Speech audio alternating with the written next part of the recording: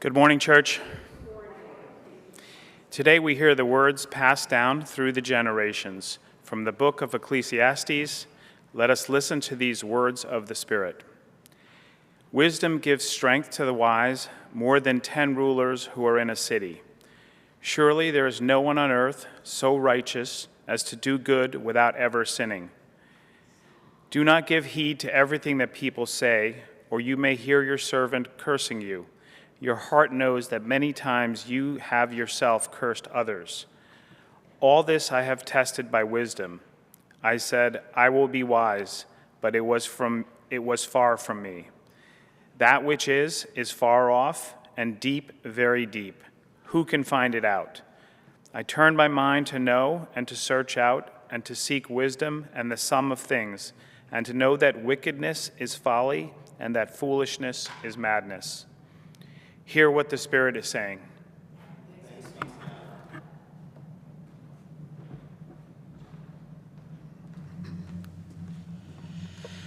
Indeed, thanks be to God. Good morning, church. Good morning. You want me here, right? Okay.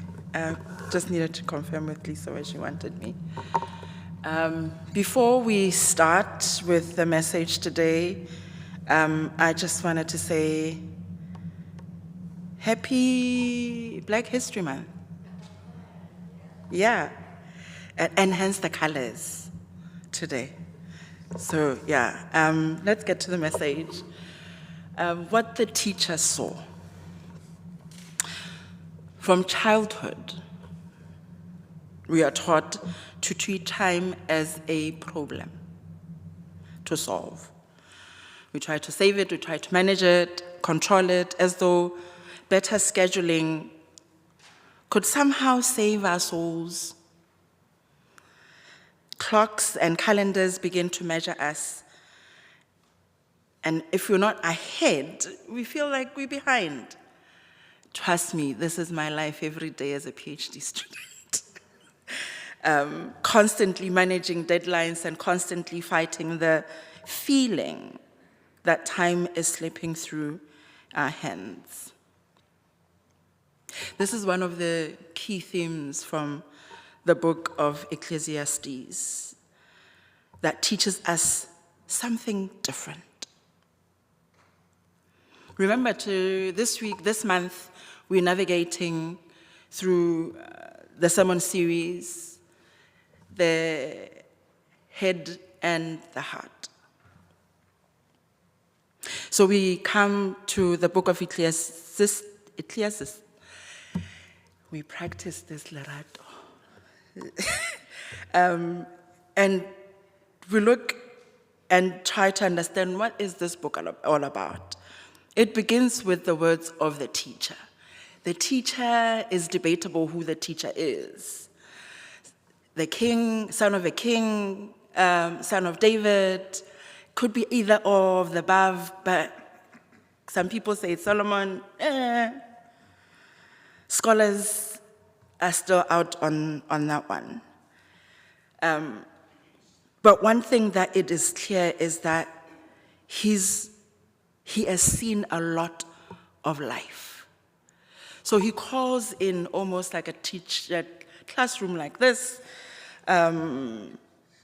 metaphorically, and he's not selling us motivation in this book. He's giving us truth.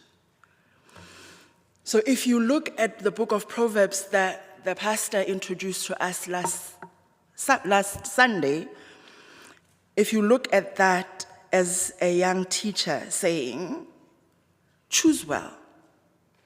That's what Proverbs could be saying to us as a young teacher. Choose well, work hard, live right. And things will usually go well. That's the teacher in Proverbs. Ecclesiastes is an older voice. And almost like my grandfather leaning back and telling wisdom, like, we're supposed to understand this immediately, right? And he's saying, yes, do that, do all of that wisdom that Proverbs tells you. But I have seen more. So I'm about to impart with you what I have seen. So Proverbs shows us the patterns of life, whereas Ecclesiastes shows us the exceptions. So today, my friends, we're not here to make Ecclesiastes simple. We're not here to fix its contradictions, because there are loads. We're here to ask one humble question of the teacher. What did the teacher see? And what might he teach us about living wisely within everything that we experience, including time? Not above it, not against it, but within it. So the teacher in verse 9 says, do not quickly provoke quickly in your spirit, for anger resides on the lap of fools. He uses that term a lot. He has seen it all, the quick tempers, the anxiety, striving, the endless need to make life add up. He has seen that. But he says to us, patience is a better pride, is better than pride. It's a better price.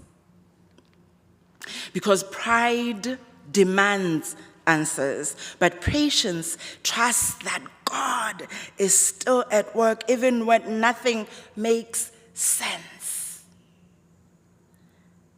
This is not cynicism. It's clarity. It's wisdom that survived disappointment. And it reminds me of something that happened on Friday. You know, when you go through life as a preacher, I was told, you're always listening out, you're always watching, you're always observing, right? Trying to. And in addition to living your life, right? So on Friday, family game night. Almost everybody's gone. Most of the families have packed up. There is this one game that is still going. So you see, Pastor and I being good hosts, we're not going to rush anybody. Let the game go on and continue. And the game continues. What becomes clear to me is that both players have their own rules. One of them even said, me, I don't really know this game. I'm just playing. So the rules are not clear. They have their own logic, their own version of how the game should go. Then Nora Shaw, I got the permission to use her name, said, just along the table, acting as the unofficial coach. Every time one of the players tried to explain a move, Nora would gently say something. I'll get to that. Something would happen and Nora will say it, and something would happen and Nora will say, eventually I heard it. I think it was the Spirit. She said it so often that I needed to hear it. And when I finally heard it, I think she didn't say it anymore. And she said, but I thought we were playing by my rules. She's not in the game, right? She's the coach, unofficial, and she's like, I thought we were playing by my rules. Later, it hit me. Don't we all sometimes, every now and then, say those words to life, to circumstances? We look at life and say, I thought if I worked hard, I thought if I was faithful, I thought if I prayed more, I thought if I was a better person. And life, maybe God, maybe wisdom, quietly replies, I thought we were playing by my rules.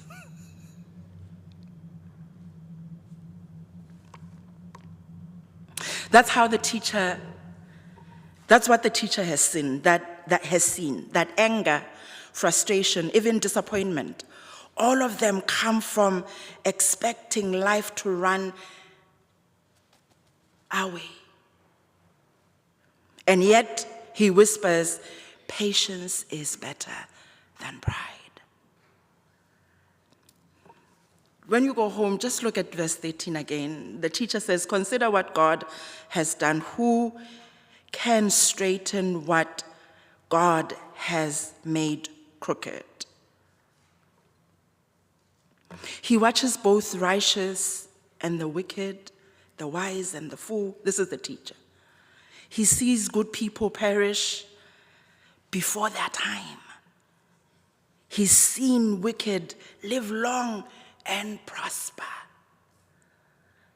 And so he warns us in verses 16 and 17 and says, don't be overly righteous. Never be overly wise. Why destroy yourself? Do not be overly wicked. Why die before your time? He's not telling us to give up on virtue. No, he is saying, be humble in it. Don't make your righteousness our righteousness, your and my righteousness, a strategy to control God. The teacher invites balance. He says, hold this and also that. Hey, life has dished. If you've lived long enough, or past long enough, you know life can give you this and also this. And we have to balance with that. Have to find a balance. Hold joy and sorrow at the same time. Hold justice and mystery, intention at the same time. Hold our plans, your plans, my plans, and the truth that they might not happen.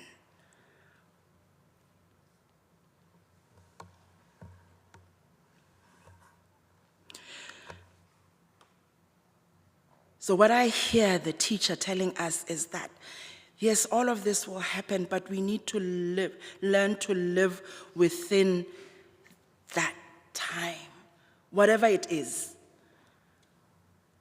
Whether it is the sorrow, the joy, or both happening at the same time, to live within the time is to accept what cannot be hurried or forced. Some things cannot be fixed. You cannot fix the fact that I cannot sing. That cannot be fixed. I cannot sing. Full stop. What do we do about it? We find people who can, right? Some seasons cannot be skipped. It does not matter how much, some seasons can just not be skipped. Some outcomes will never make sense. Wisdom, the teacher. For the teacher, wisdom is not power to master life, time, seasons, but the grace to live honestly within it. Very quickly, think about the farmer who prepares the soil, plants the seed, tends to the field, but then she cannot do anything about the seed inside the soil. She has to do what? Wait. She cannot command the sun, the seasons, the rain. All she does is wait. So, waiting is faith at work. The teacher has spent his life watching this work, wait, faith, frailty, acceptance, action, and after all of that, he concludes simply that wisdom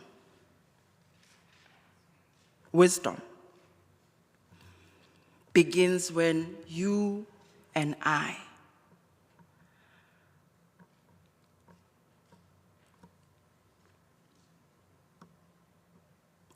stop the illusion of control. Because some of the anger, some of the frustration comes up when it feels like we are losing control. Yes, we need wisdom from the Proverbs. The wisdom in Ecclesiastes says it's not just the wisdom to control God, to control the divine, to control our lives, but it is the wisdom that will help us navigate this thing called life, no matter what happens, because trust the teacher's old advice. Something will fall off the wagon one way or another. True wisdom begins where the illusion of control ends. Let us hold on to wisdom. Sophia. Not only in trying to understand and walk with her, but in navigating even the difficult moments and the joyous moments of our lives. That is what the teacher has seen. Amen.